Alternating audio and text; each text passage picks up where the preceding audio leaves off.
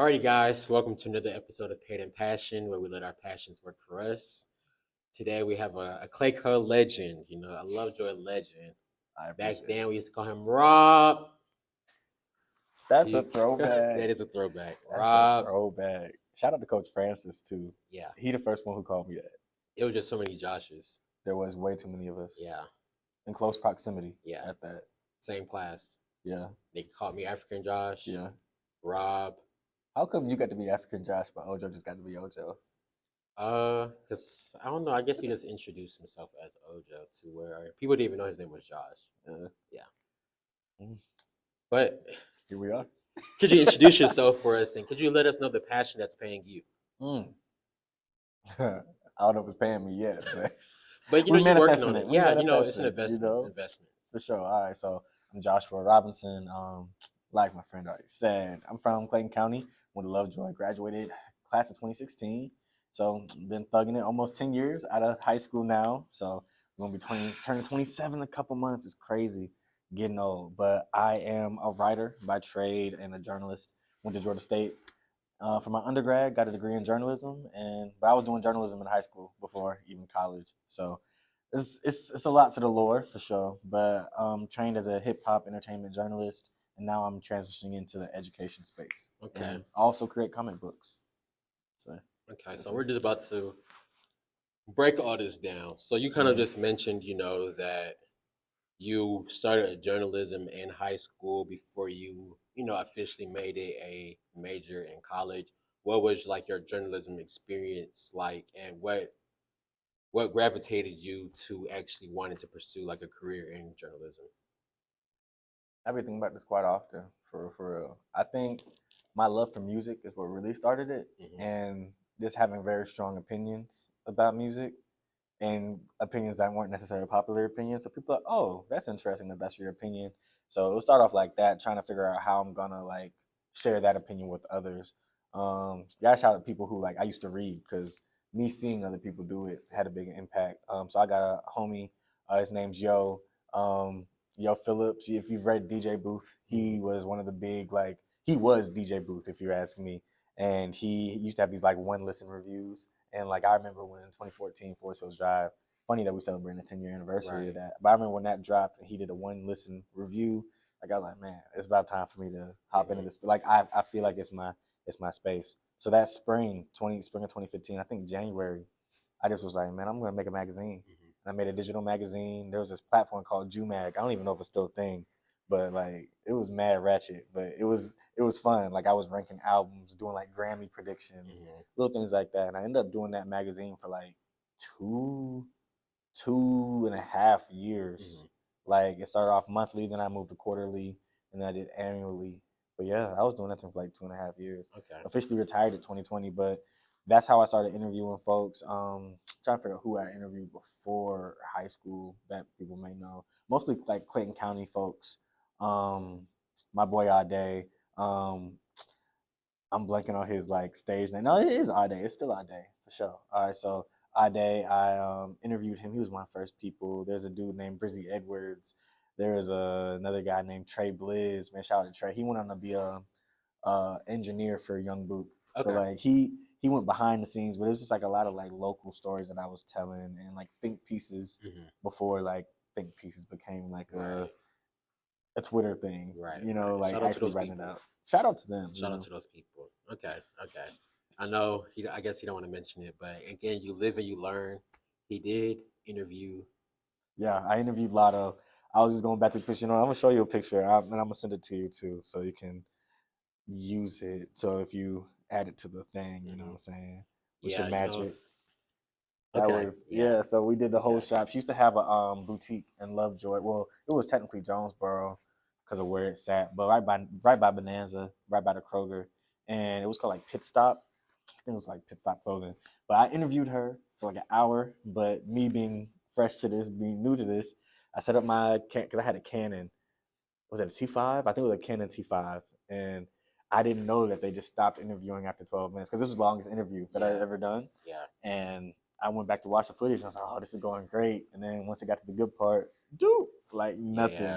Had the microphone set up, everything, the lights, just for it to disappear. It'll come back again. Yeah, It'll come back again. we're overdue for another interview for Yeah. sure. Okay, that's good. That's good. So with this magazine, was this something that you're like doing for yourself? Did you have a target audience? Did you have people actually reading your magazines? What was what was that like? And were you able to get like feedback to where it's like, okay, I'm I'm actually good at this and this is something that I want to do versus okay, this is just a hobby. I did it for a couple years. This is, I like music. What was that process like? Yeah, so it was online, which is weird for a magazine in the first place. Hmm. So like I was able to make it like as interactive as like my imagination could take me. Right. So I actually had like a feedback box on the last page. Hmm. Famously, everyone ignored that page. Like, and when I did get feedback, it was like yo, you doing it like good, like Yeah. starting off, Yeah. like like not to say empty feedback, but like when you're first starting off doing something, no one's gonna tell you how to get better at it per se, Right. because they're just Right. like proud of you for doing it Yeah. in the first Right. place. Yeah. But like I would say like the strength of my work, it's always been like word of mouth Hmm. that kind of guides me and lets me Hmm. know like, all right, I'm doing what I'm supposed to do. Because Okay. people talk, and like more so even in like social media, because social media can kind of like make you think you're doing something if you get a certain amount of likes. Yeah. But like when people really like what you're doing, like you'll just meet people and they'll be like, oh, I heard that you're doing Hmm. this. Like I'm trying to be a Hmm. part of it. Hmm. And that's what it was like. Cause like I didn't know Ade before I started doing the magazine. Right. But afterwards, like I think it was like maybe issue 6, 7. Hmm. He was just like, yo, I fuck what you're doing. Yeah. Like I'm trying to be a part of it. I make music. Hmm. Like, and I don't think I ever shared it with him. So Right. like I was looking through like old archival stuff today. So I think at one point, I don't know the max amount of subscribers I had. I know I had like 100 subscribers at Okay. one That's point, yeah. which is crazy. We got a promotion. Yeah, let's see. Hey. There we go. All right. So I'll go back a little bit, help out with that. But yeah, so I think at one point I had like 100 Yeah. subscribers. I think I went higher than that, but then I switched platforms too when I had Mhm. made my own official website. Okay. So it was weird tracking it from that point. Okay. But Okay. it was a lot of fun. It was a lot of fun, and I stopped more so because I was in the field. I was in the profession at that point. Right. So writing for myself took a backseat to writing for publications. Like I was writing for Hot New Hip Hop. I was writing for Thrillist. I have one piece on the DJ booth. One of my favorite pieces and this is another example, people just tell you, like, or people won't tell you, it'll just come up in Yeah. conversation. But when I first started working on Hot New Hip Hop, one of the guys, his name was Mitch Finley, Hmm. and he was talking about we were talking about Young Thug, Yeah. and I wrote this Young Thug piece back in 2019 Hmm. because I was fresh out of college. Like I had just graduated like month after, and I was pitching everyone trying to get work. Yeah. Because I mean, you know how it goes Yeah. after college. Right. For Like sure. trying to get work is crazy. So I pitched DJ Booth this piece about Young Thug's influence because it was around the time where everyone and their mama was sounding like Thug, Yeah. and it was like, all right, well, let's talk Yeah. about it. The influence is going crazy. It was going insane. So I wrote this piece called the elasticity of Young Thug slime, Hmm. and I get the most like interact people. Oh yeah, you wrote that. Like there's two Yeah. pieces, that the Thug piece and then the Mhm. Nicki Minaj piece that I Yeah. wrote like in 2022. Hmm. Those two pieces always just come up for people. So it's like that word of mouth again, let you know Okay. that you're doing Yeah. a little something right. Yeah. So how did you end up like getting into these spaces to like eventually write for these magazines or be able to pitch an idea to, someone in that space? How was that navigation? So once I got to college, I was continuing my own work the whole time because I only had one semester out of mine, and I went through undergrad fast. I did it in 3 years, Hmm. but even that's 6 semesters. I only had one semester where I had an internship. So Okay. most of it was like work that I was doing independently Hmm. that was able to help me get that internship with Creative Loafing, who I still write for today. So Hmm. shout out Creative Loafing for sure. Shout out. Yeah, and I did a spring internship from January to May. And the whole time I was like, I need a job when this is over, like trying to Hmm. put that in their ear. They didn't have no jobs to give, but they let me be the hip hop like columnist moving forward. So it was Okay. like freelance work. So that's Hmm. how I really got into the world of journalism, like officially as Hmm. a freelancer. I've only had one staff position as a journalist, Okay. and that was with Hot New Hip Hop. Hmm. And I had that for about 2 years. Okay. But when I was with Creative Loaf in this spring 2019, right after that, I finished in May, and I think I published my first thing with them in June. That was like first non-internship Right. work, Hmm. and immediately I'm just emailing people. Like a lot of websites will have it at the Hmm. bottom. If you the trick is you got to go to where they like contact us or internships because Okay. that'll give you like the editor's information. So you can, Right. yeah. Okay. So it's cheat codes, and a lot of times they're not gonna respond, or they're just gonna say no, or they'll give you something like Yeah. they'll be like, oh, can you do this? So I eventually end up pitching Thrillist. I don't know how I found her email, but her name was like Leanne Horowitz, and like she was my editor for a long time. That was with Thrillist for like 3 years, and yeah, I pitched her something pretty stupid. Like it was like I want to write an article because all the hip hop places had already like turned me down, but it Yeah. was like I want to write an article that reimagines um, Quentin Tarantino's movies as hip hop albums. Okay. Very niche. I think too niche, and Yeah. I think that like to this day, I never wrote it. Mhm. I haven't seen anyone else write it, so it could be a great idea if someone wants to do it. I'm Right. past that point, so Yeah. take it. But it Take was it, just run something with it. that got you in the door. Yeah, and she okay. was like, "I don't like it, Yeah. but Meek Mill has a documentary coming out. Would you like to cover that?" Okay. And so Yeah, that was for my sure. first piece. Yeah. Yeah, it was the free Meek doc, Okay. and that was a huge moment because I Right. mean, Meek getting out of jail and fighting like our perception of Meek now was just completely different than it was Yeah. 2019. You know For what I'm sure. saying? For sure. For sure. So that was my first that was my first published article outside of myself, outside of Creative Loafing. So that was like it a for me. monumental time. Yeah, Okay. that and the Young Thug piece. Those are like my first two. Okay. Do you have you can have a monumental piece, but do you have like a favorite piece, like a personal favorite? Mm. Like with music, like rappers and stuff, like they have a favorite song that's Yeah. not the popular song, but they have a song that's like, you know what, but this is my favorite, although y'all don't like it. So do you have like a something like that? That's crazy. It's wild because like I'm not the most prolific writer. Mm-hmm. I know there are some writers in my field who like go crazy and they have a lot to choose from. I don't even have that much to choose from, and it's hard. One piece that I really love though, that you unfortunately cannot find unless you like go to my website. I have some on my website. Which Like is a what's your website? thing. Oh yeah, my website is roshwrites.com. So ROSHWRITES.com. Okay. Which I've got like a mirror link through like our internet archive of my Rick Ross interview. Okay. And that was like 2022. Yeah, because I had just moved into my new spot in Decatur. Yeah, so I got the call. I got the interview Rick Ross before his car and bike show. And I was like, oh, this is dope. Yeah, like, just send me the link. Yeah. Man, it's in person. So I get to interview homie in person at his house. Yeah. So I'm sitting like, literally, this is where we are. Yeah. Man has no shirt on whatsoever. And his publicist is like, her name, shout out Janelle. I don't think she's his publicist anymore, but Janelle Gibbs, shout out to you. She's just a great human being. Yeah. And she was just right there. They were both just like, they were feeling it. And I was like, bro, this is a crazy experience. I wrote the hell out of that article. I already know you have man, that thing was you so get an opportunity good. like that, you just have to. Like, you know? Yeah. So like that was great. And it was just so many like good nuggets about like generational wealth. Right. About like I just wish that I could see it now because I haven't even been able to reread it. Yeah. Because I mean, this is tomatoes. This is hot new hip hop. Get it together. We need the article back online. They moved websites, and ever since they moved websites, a lot of content got lost. And my article is one of them. So that one hurts. Based on your website. Yeah. Okay. Yeah. So Y'all it's go a check mirror that link. out for sure. I'll go check that out. So that one I would say is that's one of my favorites. Yeah. And I'll probably think of a favorite one after I leave. Okay. No, it makes sense then. When you make great work, your favorite now may not be your favorite later. And then your favorite later may not be your favorite now. I don't know if that makes sense. But, I'm with you. Like you just have to do the yin and yang ping pong. Yeah. Okay. So do you feel like your college experience helps you with that?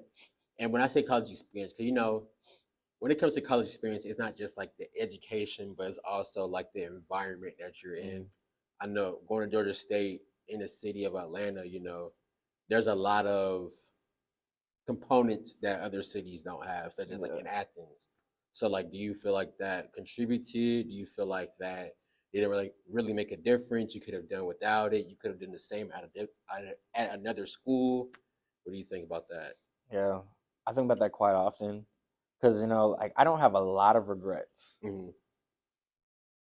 I don't have a lot of regrets, especially when it comes to like choosing schools. Like I love Georgia State. I mean, I'm there again. Yeah. Fortunately, unfortunately, I'm tired of being in school. Yeah. But I'm back at Georgia State for a second time. But I think for undergrad, Georgia State didn't help me as much as Atlanta helped me. Okay. But that's why I chose Georgia State in the Right. first place, because I mean at the time, this is like fall of 2016. This is a year after like Awful Records is going up. Yeah. Like we got Playboy Cardi starting to like make little bubbles. Yeah. It's a like, lot of music. It's a lot of Migos. It's a pivotal time in hip hop history, Yeah, period. So I was like, I have to be in Atlanta for this. Yeah. And that's why I was like, yeah, I'm gonna be there. There was one music journalism class that was offered during my 3 years there. There's a special topics class, not advertised whatsoever. Didn't take it. Yeah, we got that. There we go. Okay. Man, you know they do that at every single Hawks game. I think every Falcons fan too. Yeah. Man, that song. Whew. But okay, back to the topic. Yeah, Georgia State didn't provide as much for me, like education wise. Like formally, they didn't give it to me. But I met a lot of the people who I continue to like see in circles. Even the jobs that I got because I went to Georgia State. Like I worked at a Barnes and Noble over by Little 5 Points. I used to work at Urban Outfitters in Lenox. So like I had jobs because I was in Atlanta. I was just in Atlanta. Right. So it's like easily accessible things that you just need to live and type stuff. And I had a reason for being in Atlanta versus like having to make that drive from Clayton County where I probably missed things. Like, oh, I could just hop on MARTA. I'll be there in a little bit, you know? So I got to interview a lot of people like Destroy Lonely. Like before he was Destroy Lonely, he was just Lone. Was it just Lone? Yeah. And I mean, I interviewed him when he was 16. Yeah. Like he used to be coming to my, he was friends with my roommates freshman year. So he just pop up and I just see him at school and it's like I interviewed him. So. So what was your favorite thing about interviewing people? Like, so was every interview, did it convert into an article? Every interview, I think when I started, I would record it, but I would still challenge myself to write that article. Okay. I think more often than not, I had more articles written from interviews than video. Okay. Sometimes I'd be like, all right, you can't make this. Let's just do this. Never do this. I hate email interviews. I hate them. I know some people do them. I'm not gonna. Interviews. Yeah. That's not just emailing. Yeah, it's just emailing. It's not an interview. You don't know who's responding. Yeah. You know, it could be someone's publicist. You don't know who it is. Like, I definitely prefer in person. Even virtual is better. You know, it could be their dog. You play dog with a block. It's crazy. But yeah, then where was he? I'd be getting off topic. What we were just talking emailing, about. Interviews. What do I like about interviews? Yeah. Okay. I like stories. And I like the stories behind music. Because I feel like the stories behind music make the music hit harder. Definitely. And so like that was always my thing. I didn't like necessarily the surface level questions of like so like what inspired this song? What inspired this album? It's like they're not going to answer the question like how you want them to because everyone asks them the same thing. So it was always challenging myself to challenge them.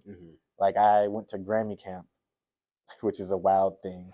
Where like, so the Grammys have a camp for whatever reason. I don't know if they still have the camp. But they have it for like a whole bunch of people who make music, and then they have one small chunk for people who want to be journalists. Okay. It's really strange. I went in, it's in LA too. So I went this summer before senior year. Okay. And hey, what's up? I don't know, right? We're just doing a little interview real quick.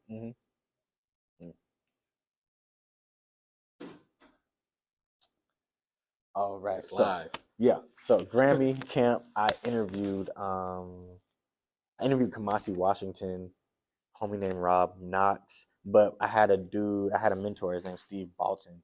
And he was always telling me like the key to like a good interview is to just ask questions that no one's ever heard before. Like, you know, you're doing a good interview when someone's like, oh, that's a good question. Yeah. And it's like the smallest things, but like I aim to get that every time. Right. Like when I interviewed Common, I got that. Yeah. When I interviewed Rick Ross, I got that. Yeah. So like it really that's my thing. I like to put someone in a conversation, make people think. Okay. Because I feel like too often we don't really have to think about things. Yeah. You know, we just be kind of mindless going through the motions. Yeah, for sure. So so I know like basically your writing was heavily music influenced. Now what transitioned it from writing articles and interviews to comic books? Yeah, it's a job for sure. Yeah. I've always wanted to create things. I used to do like I never finished them, but I used to start writing screenplays with my friend Kenneth. You know Okay. Kenneth Yeah. from yeah. Yeah. So Kenneth Martin, shout out Ken, man. Shout out to Kyo you. Ken, and he's a producer too, Yeah. Shout out to you. multi-talented creative. But we used to make like screenplays and band. Mhm. So it's like I Okay. always wanted to create something. Childish Gambino was a really big influence Mhm. from him, just like Yeah. being multimodal and just doing whatever he wanted to do. Yeah. That always was At a appealing high to me level. at a high level, Yeah. you know. So it was that, and I liked comic books. My dad passed down his comic book collection to me, Okay. got me into it. But I never really been a super big fan of superhero comic Right. books. Yeah. So I wanted to create something that reflected not necessarily my reality, but like had people who looked like us and had in cool and interesting situations. So I wanted to do something fiction, and that's why I got into comics. Yeah. So okay. So what was the process from wanting to do it, wanting you had a skill at it in writing, you had an interest in creating some type of creative comic book. Now, what's the process from thought to having actual physical comic books that sent over to me in a whole nother Yeah, state, and yeah. where I could actually read your work? Like, how was that process? Man, it was a long process. It was a super long process. The first, I was gonna say article interview, comic took a little over 2 years to make. I started in 2020, maybe like December 2020, maybe a little earlier. I reached out to Monty, Yeah, and I was like, "Hey, I great like, artist, yeah, great great artist, by artist, the way. phenomenal artist. I really enjoyed his style, and I Hmm. was like, I think that I have an idea. I think you Hmm. can help me bring it to life." Yeah, And so he was like, "Okay, cool. Like, let's start off with character designs." So I had my main character. I knew his name was gonna be Stacy, yeah, and I just described him. I wrote out a description, and that was the first thing. It was like $60. He was probably just messing with me yeah, because we was both with the yeah, Lovejoy and State. Funny enough, but yeah, he did that character design, and I was like, okay, this is kind yeah, of my ideas can be turned into yeah, pictures. I can do something with yeah. this. So then I wrote the script, which is a strange process. Writing a script because I wrote a book on the low. You know what I'm saying? Like Right, I'm basically. describing it like a full Yeah, book yeah, and way too much for a comic book script. But I turned it into him. And over the year or two that we're working on this, I'm like, okay, dishing out this money because it's expensive. yeah. Like, it turned out to be like $60 a page for the first one.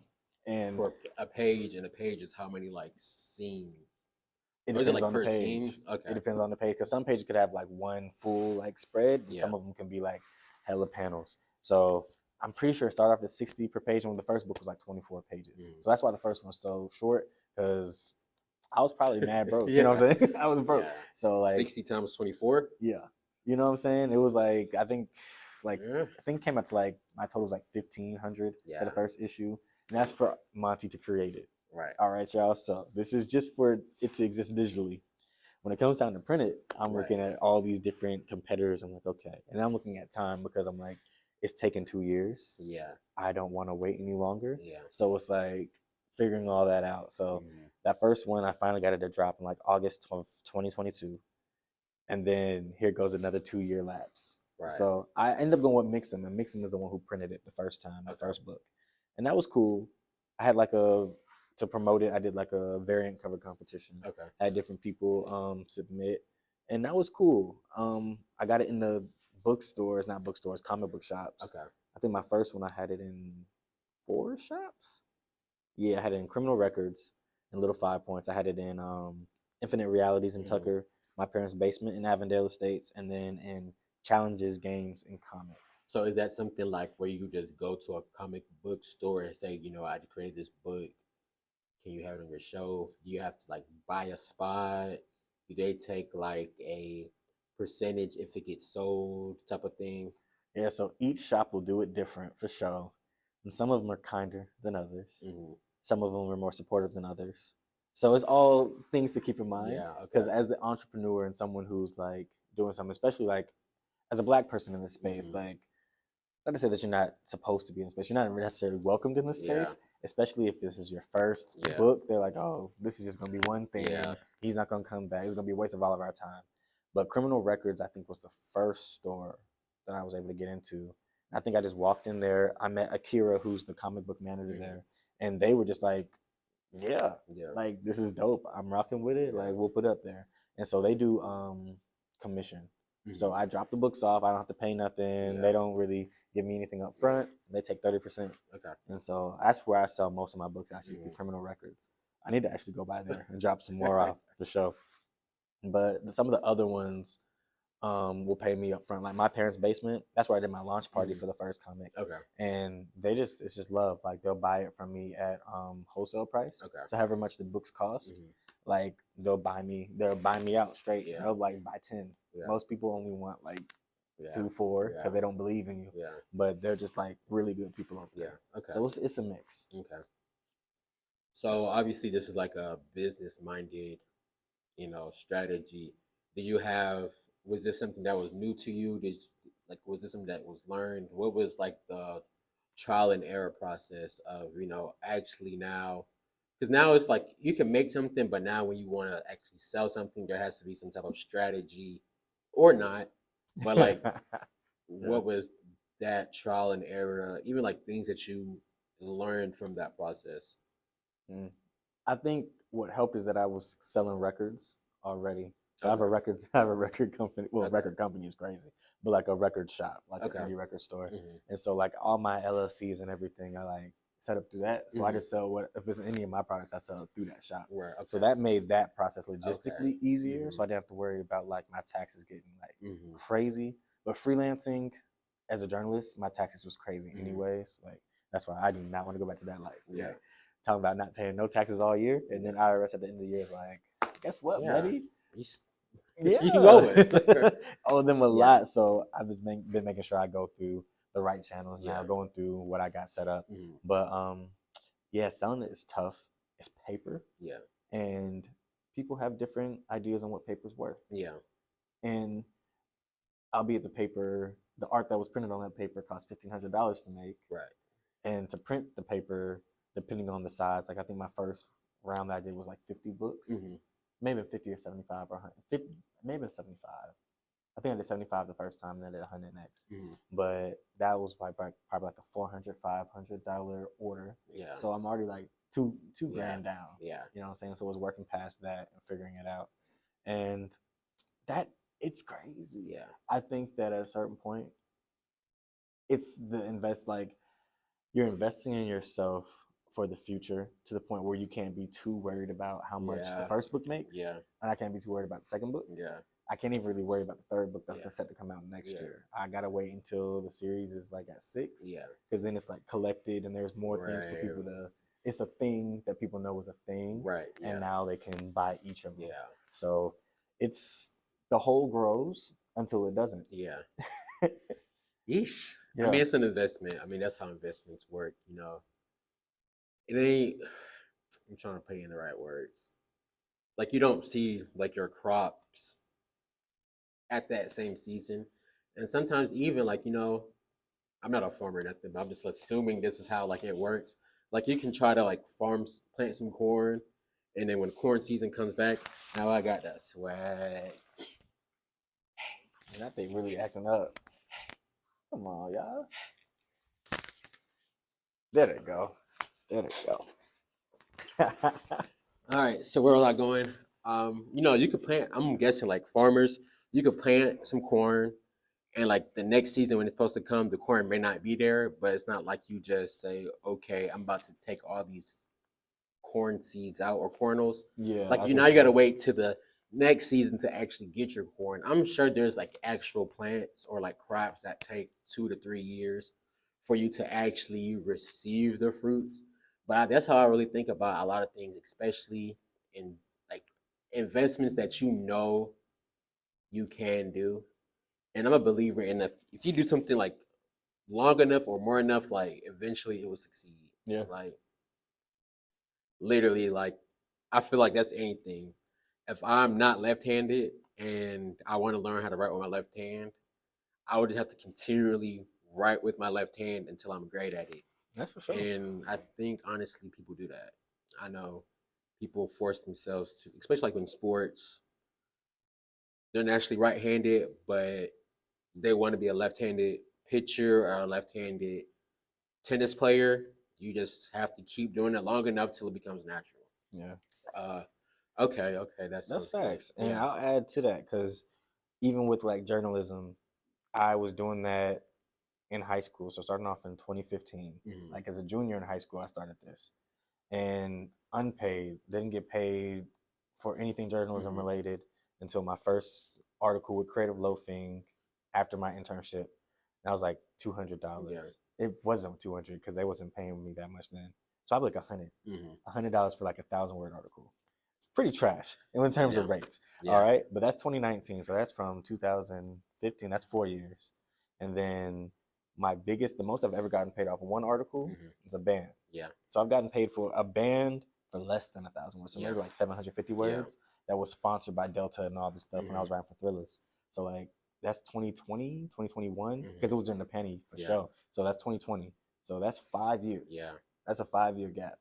So like when you think about like investing in yourself, like the money gonna come. Yeah. For even if it like even with this comic book, like I'm technically 4 years in. So like I mean I've done this before. You know what I'm saying? Like it's a part of the process, and it's hard. It's easy to feel defeated in times and be like, dang, like every paycheck go to this. But I mean, if it's your passion, you gotta you gotta dig into it. You know, do what you love, and the money will come. Okay. Where do you see like your future heading in this area, or even like in general with this mindset? Like, what is, obviously it's hard to be like, oh yeah, I want to do this, but like, what are probably like some goals that you have for yourself, or even some goals that you're thinking about now?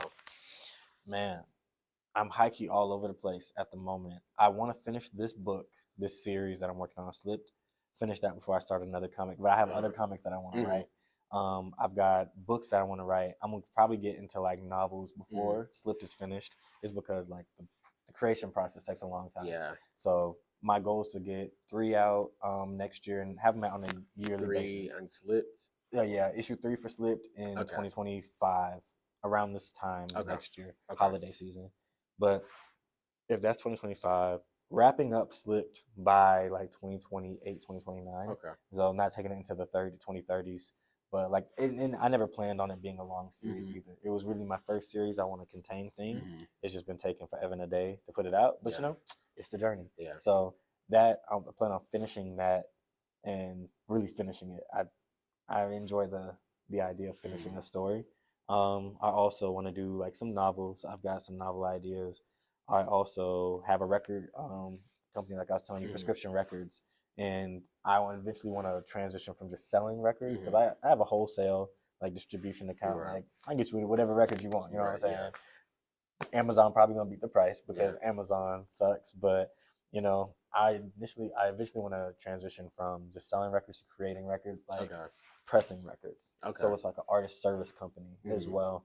And also creating like things like having interviews like this on wax. You know what I mean? Like our parents and grandparents, they used to listen to like comedy albums on records. Like records don't have to be this thing where we just listen to music on them.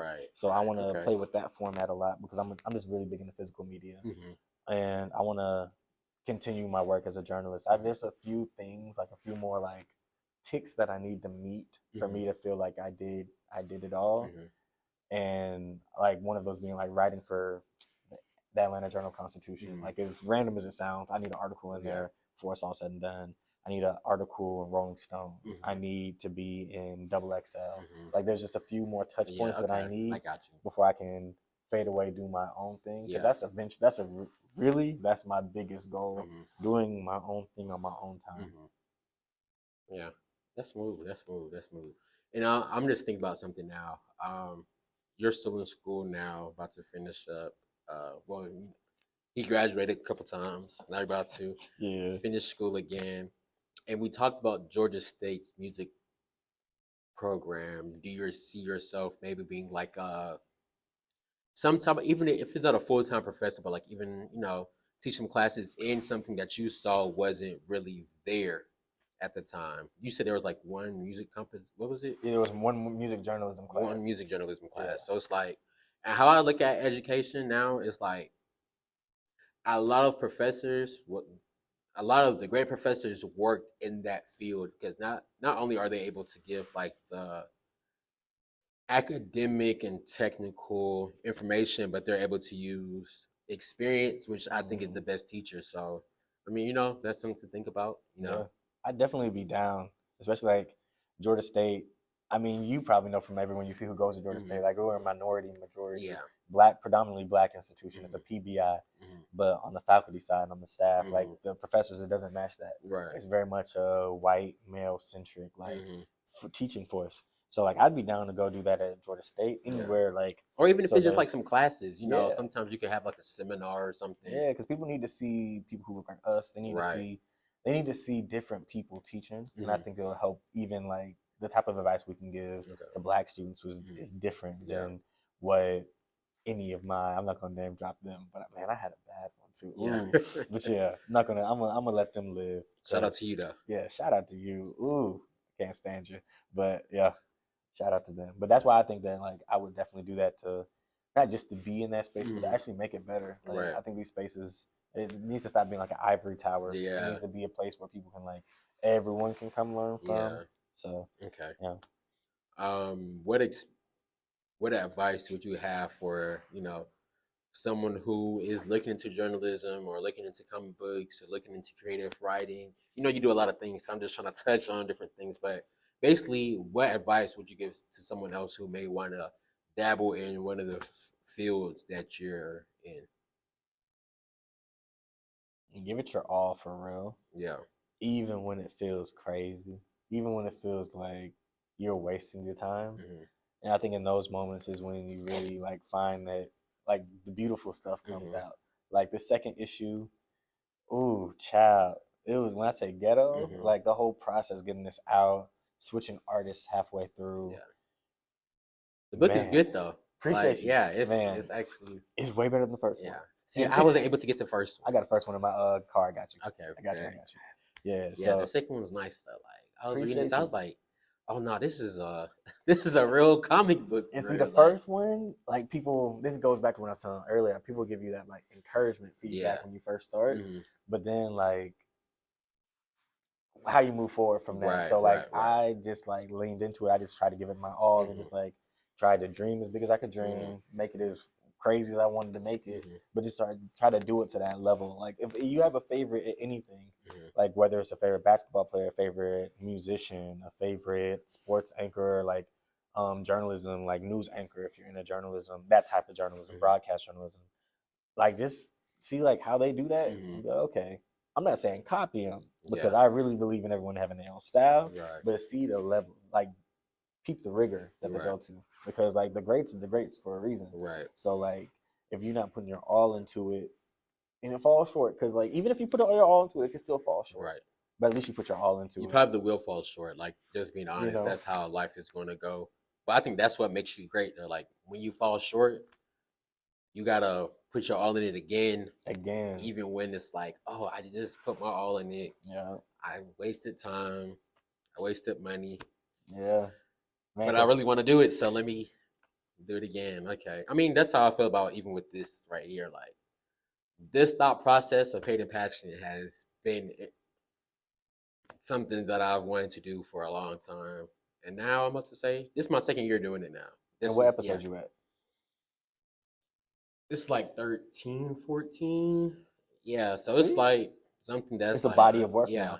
Yes. Because again, at first it was just a concept of a plan.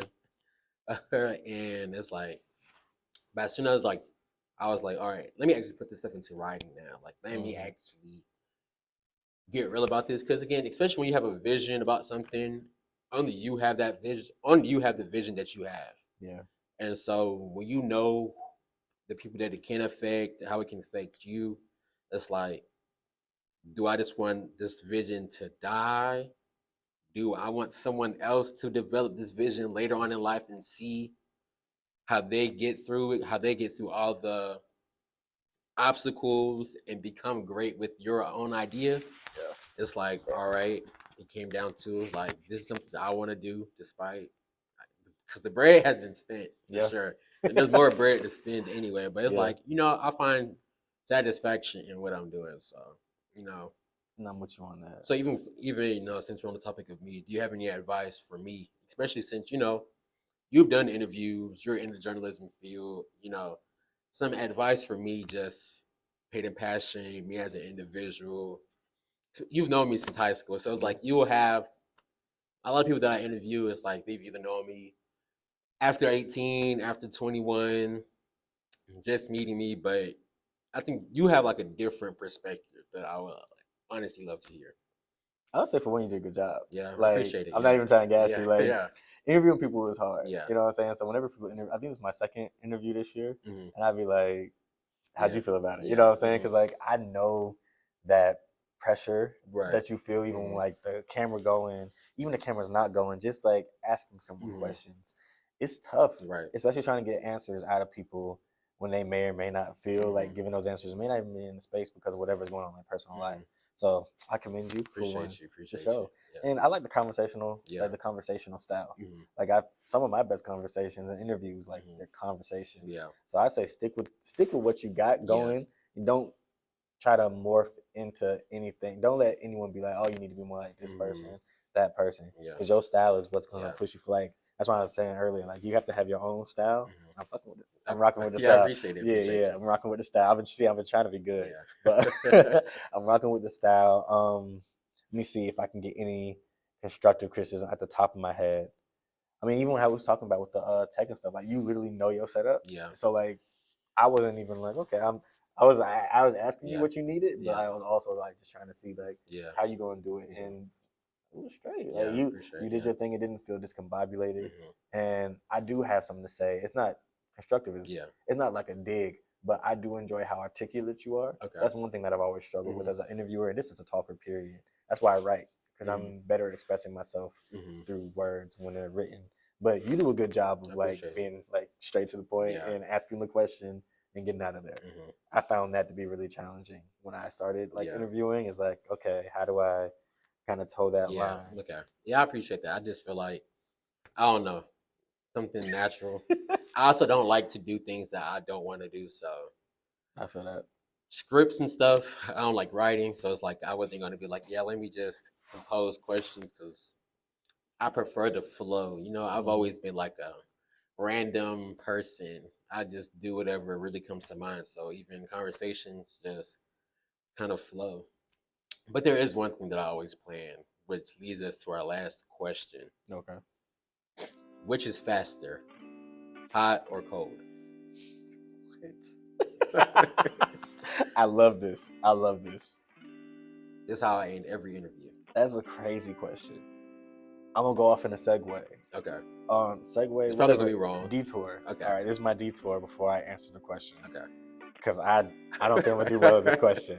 But this reminds me of when I was doing like kind of last phase of my magazine when I did like an interview series. It was TRATL, and I did an interview.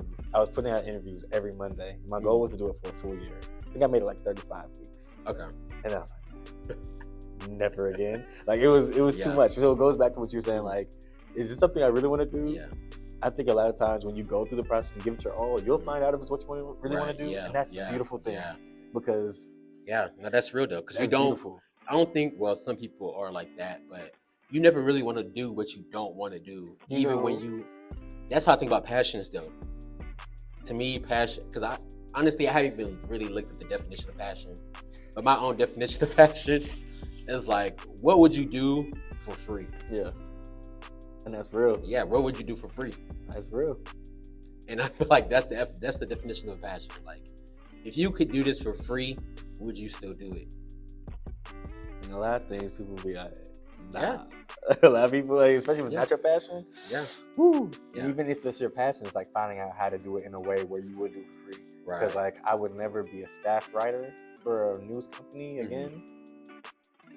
That's that's my truth. I'm like, after Hot New Hip Hop, I am not going back into that world unless it's freelance. But okay, I got loose from my actual detour. My detour was to say during that video series, I asked people at the end, like, who the fuck do you think you are? Yeah. And it got people off their toes every time. So I really appreciate that you do it, because I borrowed that from like Nardwuar. So like just paying homage to people like who came before us. Like Nardwuar is great about just having like a recurring theme. So even that, big ups to you for following the tradition, because like it's a tradition that we're in. But what's faster, hot or cold? You finna get me. I'm gonna say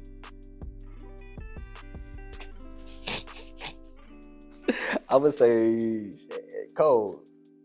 Why? I don't know why. I just wanted to have an answer. So You know? hot is faster because you can always catch a cold. And with that, guys, thank you guys for tuning in to another episode of Pain and Passion. Let your passion work for you. Yo, peace.